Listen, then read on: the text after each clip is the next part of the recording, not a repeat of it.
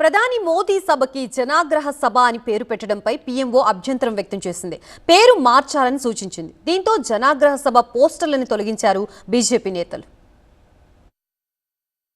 నరేంద్ర మోదీ మూడోసారి ప్రధానమంత్రిగా ప్రమాణ స్వీకారం చేశాక తొలిసారి తెలంగాణలో పర్యటనకొస్తున్నారు. ఈ నెల 10న సికింద్రాబాద్ బహిరంగ సభలో పాల్గొంటారు. దాదాపు 8,000 కోట్ల రూపాయల అభివృద్ధి పనులకు ప్రారంభోత్సవాలు, శంకుస్థాపనలు చేస్తారు. అలాంటి సభకు భారీగా ఏర్పాట్లు చేసింది తెలంగాణ బీజేపీ. 3 లక్షల మందిని తరలించడానికి నేతలకు బాధ్యతలు అప్పగించింది. అంతా బాగానే ఉంది, కానీ ప్రధాని పాల్గొనబోయే సభకు జనాగ్రహ సభ అని పేరు పెట్టింది తెలంగాణ బీజేపీ. ఈ పేరుపై పీఎంఓ అభ్యంతరం తెలిపింది. ప్రధానమంత్రి 8,000 కోట్ల అభివృద్ధి పనులు ప్రారంభిస్తుంటే ఆ సభకు ఆగ్రహ సభ అని పేరు పెట్టడం ఏమిటి అంటూ ప్రశ్నించింది.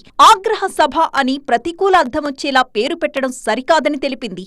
ఉన్నపళంగా పేరు మార్చాలని సూచించింది ప్రధాని కార్యాలయం. ప్రధానమంత్రి కార్యాలయ ఆదేశాలపై రాష్ట్ర బీజేపీ స్పందించింది. ఇప్పటికే జనాగ్రహ సభ పేరుతో విడుదల చేసిన పోస్టర్లు, సోషల్ మీడియా ప్రచార చిత్రాలను తొలగించాలని నిర్ణయించింది రాష్ట్ర నాయకత్వం. సభకు మరో పేరు పెట్టి ముందుకు సాగాలని బీజేపీ రాష్ట్ర నాయకత్వం నిర్ణయించింది.